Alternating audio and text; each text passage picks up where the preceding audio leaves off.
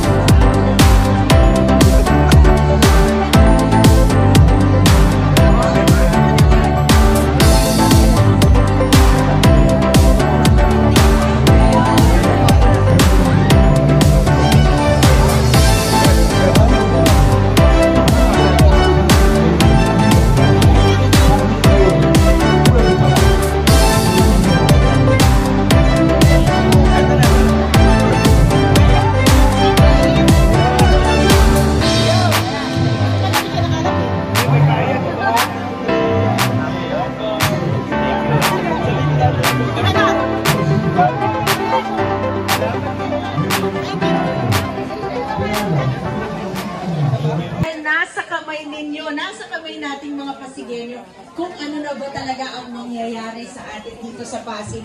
Kung gusto ba rin ba natin yung tuloy-tuloy na pag-agos ng pag-asa dito sa ating lungsod. Tama po ba? Kung gusto niyo pa rin ng ganitong klase ng pag-gobyerno. Okay po ba yun? Kaya ma-excite kayo, 14 days na lang. At bago yun, alam ko marami din po dito mga batang 9. Lungsod ng Pasig ay halos meron ng 22.4 billion na pondo. At siyang 22.4 billion po na yan, 100% po wala pong dumadaan sa kamay ng mga politiko. Ang ibig sabihin, lahat po ng mga programa at proyekto na pangmatagalan at pangmalaliman dito po sa lungsod ng Pasig, wala po tayong utang na loob sa ating mga lider.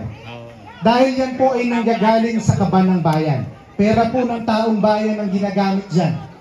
Kaya ibig sabihin, malayang-malaya po tayo. Kagaya po ngayong umaga, meron po bang namilit sa inyo na pumunta dito? May nanakot po ba sa inyo na pumunta dito?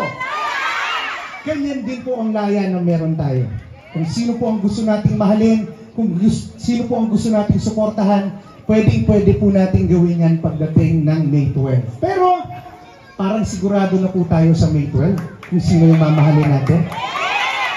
Straight beating ng Pasig po ba tayo? At syempre itong eleksyon na to, hindi lang ho ito tungkol sa amin. Hindi lang ito tungkol sa iilang Pasigenyo o iilang mga politiko. Ito po ay tungkol sa ating lahat. Tungkol sa Pasigenyo ng kasalukuyan at Pasigenyo ng hinaharap. Kaya yung magiging desisyon po natin, napaka-importante, na siguraduhin po natin na ang leader po natin ay maayos ang karakter. Ang leader po natin, siguraduhin po natin na gagawa ng tama kahit walang nakakakita.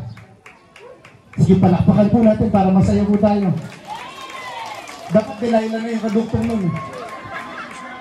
Pero again, nandito po sa lungsod ng Pasig, isa pong gobyerno na naghahain po ng malaliman at pagbatagalan na serbisyo at mga programa. Isang gobyerno na hindi na po kayo tatakutin at kailanman hindi na po kayo gigipitin. Isang gobyerno na hindi na rin po kayo susumbatan sa mga programa at kanyang mga serbisyo. Ganyan po ang gobyerno natin dito sa lungsod ng Pasig. At tama naman po kahit sa ang sulok tayo ng mundo magpunta, wala pong perpektong gobyerno. Tama po? Pero dito sa lungsod ng Pasig, nasa mabuting gobyerno na po tayo. Sa pangunguna po yan, siyempre ng number 1 sa balota na Congressman Roman Romulo. Ang number 4 sa balota na Mayor Vico Soto. Ang number 3 sa balota na Vice Mayor Totot Sowerski. At syempre, meron rin pong number 14 na konsihal na humihingi rin po ng tulong sa inyo. Salamat na po. Ang pinagsamang pag-aasa at pagmamahal po sa konseho. Councilor Maru Martires po, magandang araw at mabuhay and God bless po sa atin pong lahat. SPED nga po nandoon po yung mga may disability. Ang kailangan po ng isang batang may disability, mga dalubhasa, mga doktor. Kasi nangyayari po ngayon, nagpapa-assess pa po sa labas Sa private pa po, gumagastos ang magulang, 2,500, 4,000, 6,000, may 8 pa raw para lang magpa-assess. Kaya gumawa na po ako ng bagong batas. Nandiyan na po yan. Inclusive Education Law. Kung saan, sa inaharap na po, ang mamumuno na po ng ating SPED, ILRC, hindi lang DepEd, pero kasama na po ang Department of Health. Kasi paano po kung autism, yung disability ng bata? Kahit gano'ng kagaling yung guro, kailangan pa rin ng dalubhasa, kailangan ng developmental pediatrician. Kailangan yun yung magsasabi paano matutulungan yung may disability. Paano kung hindi makasalita, nahihirapan magsalita. Ang kailangan mo, speech therapist. Kailangan ng occupational therapist, kailangan ng physical therapist, at iba pa pang dalubhasa. Kaya sa bagong batas na yan, inclusive education, ang mamumuno ng SPED ILRC, DepEd, at Department of Health. Para meron ng mga doktor sa ating mga ILRCs, DepEd, para mapangalagaan na yung bata. Pero, may dinagdag pa po ako dyan na bonus. Ito naman po ang totoo. Para sa isang magulang na may anak na may disability, ano yung pinakakinakabahan siya? Paano kung mauna silang mag-asawa? Sino mag-aalaga sa anak nila? Kahit may kapatid yan, magkakaroon ng sariling pamilya yung mga kapatid na yun. Kaya dyan sa batas na yan, nilagay ko na rin po, kasama dapat ang DSWD para makagawa ng programa, yung parang 4-piece program, para panghabang buhay, kahit mauna yung magulang, habang may disability yung bata, hanggang tumanda siya, dapat may financial support na binibigay ang ating gobyerno para hindi naman mag-alala masyado yung kanyang mga magulang. Yan po yung inclusive education law. Yung iba po, yung ALS, yung mental wellness, yung, ito po, sa edukasyon rin pala. Meron kasi mga magulang na dati lumalapit sa akin, ang problema nila, Congressman, yung anak ko nag-aaral sa private, nagkataon, lalo na nung pandemic, nagkataon, hindi nila mabayaran yung tuition fee. Ang sabi ng paaralan, hindi pwedeng hindi pwedeng mag-exam yung bata hanggang bayaran ng magulang yung buong tuition fee.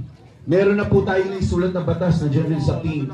Bawal na po ang no permit, no exam policy sa ating mga pribadong paaralan. Kailangan payagan ng bata mag-exam kahit hindi pa bayad ang tuition fee. Dahil walang kasalanan yung bata. Pero ito po, mabanggit ko naman, ito hindi pa ganap na batas. Pero pasado na po sa akin ng third and final reading. Ito po, yung pinasa kong pathways bill sa Kongreso. Kasi po sa totoo lang, noong 2012, 2013, noong mga 2012 actually, nung pisan tayo, sinabi sa atin, magbabago na ang sistema natin sa edukasyon. Ang sabi sa atin noong 2012, dadagdag na tayo ng grades 11 and 12. Ang totoo, K-12 yun eh. Ang totoo, ang daming tumutol na teachers at saka mga magulang. Pero sabi sa atin noong 2012, hindi, tanggapin nyo na. Kasi pag tinanggap niyo yan, pag nag-grades 11 at grade 12, yung bata, kalidad na trabaho ang makukuha niya. Yun yung pinangako noong 2012. Sabi pa nila, yung mag-graduate ng grade 12, kalidad na trabaho, college ready pa. 2012 yun. 2013 pumasa yung batas. 2025 na po tayo ngayon. Alam na natin ang totoo. Hindi naman kalidad na trabaho ang nakuha nung grade 12 na graduate. Sa totoo, sabi nga po ng mga industriya, ang preference pa nila, college graduate pa rin o second year college, hindi yung grade 12. Kaya yung nakukuha po nung graduate ng grade 12, parehong trabaho na kahit hindi nga dinagdagan eh. Nung 11 yung graduate ng grade 10, pareho rin yung nakukuha ng trabaho nung graduate ng grade 12. Kawawa po, sayang yung panahon nila. Pagdating sa, sabi nila, college ready. Ngayon po, magtanong kayo, kung papasok ka, depende po ngayon sa kurso mo sa kolehiyo. Kung ang kurso pipiliin mo, engineering, halimbawa lang po ito, kung engineering ang pipiliin mo, tatanungin sa iyo ng kolehiyo, anong strand yung kinuha ng bata? Kung hindi nag-STEM yan, dadagdagan na naman ang subject sa kolehiyo. So yung K-12 po, pahirap talaga. Nagdagdag na ng 2 taon sa basic element. Nagdagdag pa ng kurso pagdating sa kolehiyo. Kaya may pinasa na po kung paano kalang batas, yung pathways bill. Ito po ang sinasabi ko sa DepEd. Ganito na dapat tayo. Una, grade 10, magkaroon na rin tayo ng graduation. Bakit? Kasi pag nag-graduate ka ng grade 10, yung trabaho, kung gusto magtrabaho ng bata, payagan na natin. May dala na siyang diploma. Pareho rin naman yung kalidad ng trabaho na ako ng grade 12 at grade 10. Pangalawa, kung talagang gusto po niya na magtuloy sa kolehiyo, kahit dadaan ng grades 11 and 12, sabi ko, tanggalin na lahat ng strands, tanggalin na lahat ng track, academic na lang. Yung 31 subjects sa grades 11 and 12, sabi ko, bawasan na yan. 8 na lang. 4 sa grade 11, 4 sa grade 12. Ano yung 8 subject?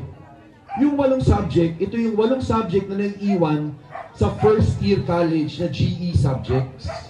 Yung History 1, English 1, yung dadaanan ng bawat estudyante sa first year college. Sabi ko sa DepEd, kopyahin na lang yung 8.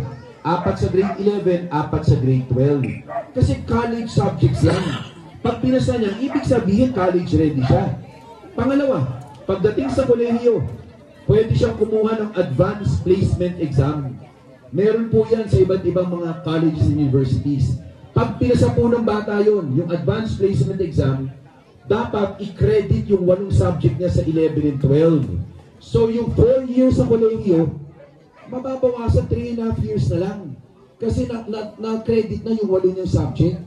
Pero meron pa akong isa pang bonus na nilagay doon sa batas na ginawa ko.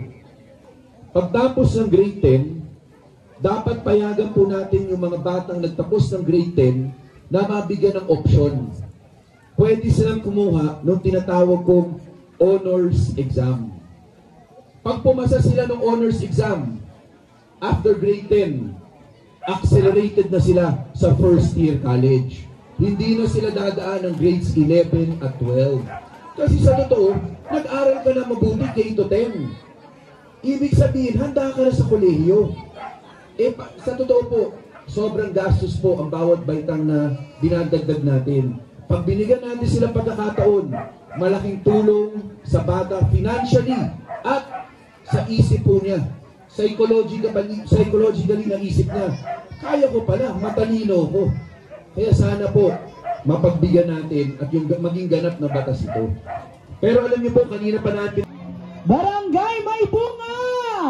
Ang mahusay na mayor! Mayor dito sa Magandang umaga. Barangay May Bunga, kamusta po kayo? Ako naman, maraming salamat sa inyong napakainit na pagtanggap sa Giting ng Pasig. Alam ko po, ba't may bubbles? Ang galang yun. Tuloy-tuloy mo lang, lakasan mo. Maraming salamat, pero okay lang po ako. Walang problema. Sige. Opo. Mamaya magpapahinga po tayo pagkatapos ko magsalita. Ayan. Maraming salamat. Tuloy-tuloy mo lang yung bubbles, ha? Para iba naman yung dating natin dito. Nandiyan pa ba si Kap Barok, mga kagawad natin? Ay, Kap, maraming salamat, ha? Salamat sa t-shirt. God bless. Alam niyo, kanina lalakad po ako, alam niyo naman, iba't ibang pero pakiusap ko lang po sana sa inyo, huwag niyo po akong tatawagin na pogi. Right po. Kasi alam niyo bakit? Nakakaya naman kay Kap Barok eh. Alam naman natin lahat ang pinaka-pogi sa buong lungsod ng Pasig, Barok Alvarez. Tama, makagawa, tama, di ba? Ikon si Buboy, parang ayaw pumayag. Kon si Buboy, ba't ka pumunta dyan? Yung mga batchmate mo, iniwan mo. Mga classmate ni Kon si Buboy yan eh, tabihan mo. Magtatanghali na yata. Siguro mga 11:10 AM na po, ano? Tama po. 11:10, tama po. Alam nyo, ang layo na po ng narating natin bilang isang lungsod. Marami na po tayo pagtagumpayan, maraming bago, maraming programa na luma pero pinalawak natin. Narinig naman po natin yung kwento ng ating mga konsehal, narinig po natin yung mensahe ni Congressman Roman, ni Vice Mayor Dodot, at ayoko naman pong ulitin pa yung mga nabanggit na nila. Kaya iiksaan ko na lang lamang po dahil wala naman po kaming dalang pangtanghalian natin, kaya baka magkasain pa kayo. O baka masunog po. Baka may niluluto kayo, masunog po ha. Fasting. Fasting muna. Dami palang tao dito sa gilid. Okay lang po kayo. Alam niyo, mula 2019, nakipaglaban tayo para magpakilala ng pagbabago sa ating lungsod. Siniguro natin na yung pagbabago na ito ay hindi magiging mababaw lamang. Kasi posible naman, pinalitan nga yung pangalan ng mayor noong 2019, pero yung estilo, yung kultura, yung kalakaran, ganun pa rin. Ayaw natin ng ganung klaseng pagbabago. Siniguro natin na magiging malalim. Siniguro natin na magiging pangmatagalan. Alam niyo po, bilang mayor ninyo, syempre marami tayong programa, marami tayong mga proyekto, mula local senior pension, nang iyon, ini-expand na ulit, hanggang sa scholarship na taon-taon dumadagdag ang bilang. Sa tulong ni Vice Mayor Dodot, nagkaroon pa nga tayo ng bago, yung Pag-asa Scholarship Program. Kanina, habang naglalakad po ako dito sa Dabayan, siguro mga 3 Pag-asa Scholar yung nakasalubong ko, bukod pa dun sa mga sa regular scholarship po natin. At sa akin ko yung bakot. Dito na ako pag-pwesto. Bukod pa po sa na-shoot eh. Okay lang po ako, salamat po. Ate, importante ikaw po hindi mainitan na. Okay lang po ako. Kaya, ano pa ba, yung regular scholarship program natin, yung mga pinagawa, yung mga pinatayo, yung mga pinaayos po natin, yung sa social pension natin ngayon, meron na po tayo, pati sa PWD na bedridden, at marami pa pong iba. Yung sa solo parents natin, natulong, tayo isa sa unang gumawa niyan. Pero alam nyo, sa gitna ng lahat ng programa na nabanggit, at marami pang kulang ang oras natin para isa-isahin. Sa lahat ng programa, proyekto, sa lahat ng ginagawa ng lokal na pamahalaan. Alam nyo po kung ano yung masasabi ko na pinakamalaking tagumpay natin bilang isang lungsod. At kung ano yung sana maging legacy ako bilang mayor natin dito sa lungsod ng Pasig. Hindi po yung programa, hindi yung infrastruktura. Bagamat importante po yun, para sa akin, ang pinaka-importante sa lahat ay pag natapos ito, sa lungsod ng Pasig, mas madali nang maging mabuti, mas madali nang maging maayos na taong gobyerno, at mas mahirap nang maging kurap. Yan po para sa akin ang pinakamalaking tagumpay natin. Tinataguyod natin ngayon ang mga prinsipyo ng mabuting pamamahala. Binuksan natin ang ating pamahalaan. Dati pag may project ang city government, aminin natin, hindi natin alam ang mga detalye. Gamitin na natin, halimbawa, ang City Hall natin. Nung renovate ang City Hall, yung nakaraan, 2012, 2008, at yung mga nauna pa. Alam niyo po kung magkano yun? Yung ginastos ng panahon na yun, 2012, lalo na yung mga mas nauna pa doon. Talagang wala tayong hindi natin alam. Hindi naman natin nakita yung program of work. Hindi natin alam kung nasa magkano, pwedeng mura, pwedeng mahal. Wala tayong ideya. Ngayon, kitang-kita niyo po lahat. Nakabuklat ang ating mga libro. Wala tayong tinatago. Yan yung isa sa pinakamalaking pagbabago na ginawa natin sa ating lungsod. Kitang-kita po, pwedeng magbigay ng feedback ang tao, pwedeng punahin, pwedeng magbigay ng feedback, maganda man o hindi. Yung importante, alam natin kung anong ginagawa ng gobyerno dahil atin naman po ito. Pera ito ng taong bayan. Kaya kung mapapansin po ninyo, mula 2019, nagkaroon tayo ng isang pulisiya sa ating lokal na pamahalaan na ngayon, mula 2022 naman, sa tulong ni Vice Mayor Dodot at ng ating konseho, ay naging ordinansa na rin. Ito po yung tinatawag nating Anti-EPAL Ordinance of Pasig City. Alam niyo po yung Anti-EPAL Ordinance? Pag pera ng gobyerno ang ginamit po o nasa lupa o property ng gobyerno o kahit event ng pamahalaan gaya ng graduation, bawal na po maglagay ng muka o pangalan ng mga politiko. Kung mapapansin po ninyo, mula nag-umpisa tayo, wala kayong nakitang project of Mayor Vico Sotto. Nung una, kwento ko po sa inyo, nung nagsisimula po ako, bakit mo ba gusto maging konsehal? Tinitingnan natin, ano ba yung intention nila? Ano pang nila? At pag nakita natin na kapareho natin ang prinsipyo, naniniwala sa direksyon natin bilang isang lungsod, tsaka natin sila tinatanggap para maging membro ng meeting ng Pasig. Yung tatlo po natin konsehal na papunta na sa kanilang second term, proud po akong sabihin, proud po ako sa kanila na sila ay tunay na nagtrabaho, hindi lang nagpaluklok sa pwesto. Si Councilor Angelo, nauna na po siya kasi magsisimba daw sila. Napakabait talaga. Wala pa siyang 3 taon na nagtatrabaho bilang councilor natin. Pero marami na po siyang nagawa. Isa sa malaking na itulong ni Councilor Angelo ay para sa solo parents natin. Para tayo isa sa mauna na magkaroon ng allowance para sa solo parents. Angelo De Leon. Si Councilor Buboy. Siguro, narinig niyo na po ang tawag sa kanya ng marami, lalo na mga hindi makabilan ng kuryente noon. Mga naka-jumper. Tama po kayo. Bumbilya ng konseho. Buboy Agustin. At, siyempre, kasama rin natin ang pumatay kay Delilah. Ay, hindi ba ikaw yun? Ang ginawa niya bilang Committee on Appropriations Chair, binuksan ng budget ng barangay. Kasi may ibang barangay na maayos. May ibang barangay, medyo masikreto sa paggamit ng pondo. Ang ginawa ni Councilor Maro, binuksan lahat. Nakabuklat ang libro. Budget hearing, Facebook Live. Nang sa gayon, pressure din yung mga barangay na kailangan gamitin sa tama yung pondo kasi anytime pwede check ng tao. Nanguna po dyan, Councilor Maro Martinez. Siyempre may tatlo din tayong bagong kasama. Ito na po. Unahin ko na yung nauna na. Medyo masama ang pakiramdam na kanina. Di ba, nag-iikot tayo. Sobrang init. Sobrang init. Buti nga kayo. Hindi masyado. Pero kanina, grabe. Kaya sabi namin, magpahinga na muna. Kaya hindi na po narinig magsalita si Consehal Warren.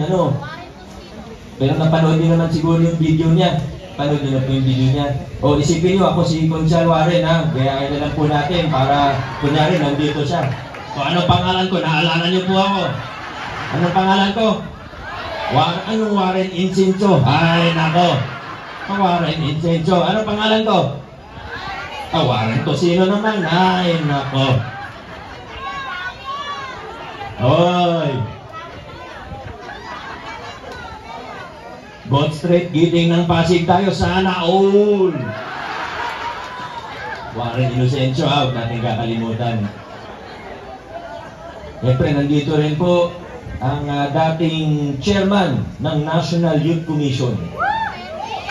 Siguro nakilala niyo siya noong 2022 o kaya ngayong 2025. Pero ang totoo, baka hindi niyo po alam, hindi pa po siya tumatakbong konsyal. Ay una taga Barangay de la Paz pa siya, pero hindi po ron, bilang chair ng NYC noon, marami siyang natulungan na Pasigenyo, lalo na yung mga kabataang Pasigenyo. Marami siyang programa para sa youth empowerment. Kaya bago man siyang tumakbo noong 2022, marami na rin siyang naitulong sa lungsod ng Pasig. At nakita natin maayos magtrabaho. Ryan Enriquez. Okay na po. Bakit? Takbalok, okay na. Ayos na tayo. Bakit? Ay, teka. Nakalimutan ko ang pinaka-cute natin kasama. Nakilala niyo sa Barangay May Bunga bilang inyong kagawad. May mga programa siya gaya ng laban sa malnutrisyon, yung Prego Bag na tingnan natin ayoko kasi mangako kasi sawa na tayo sa pangako ng politiko, di ba? Pero baka magawa rin natin, gayahin natin ang ating cute na prinsipal. Wala na pong iba, kundi si Councilor Bowie Raimundo. Mga kasama, marami na po tayong nagawa. Kulang ang oras para isa-isahin. Pero sigurado po ako, kasama ang mga taong ito, mas marami pa tayong magagawa sa susunod na 3 taon. Yung iba gusto man lumiko, tayo sa lungsod ng Pasig, ang nakararami sa atin ay nagsasabi na kailangan dire-diretso po tayo. Hindi tayo U-turn. Padiretso, pasulong, paabante sa lungsod ng Pasig. Maraming salamat, May Bunga. God bless sa ating lahat. Muling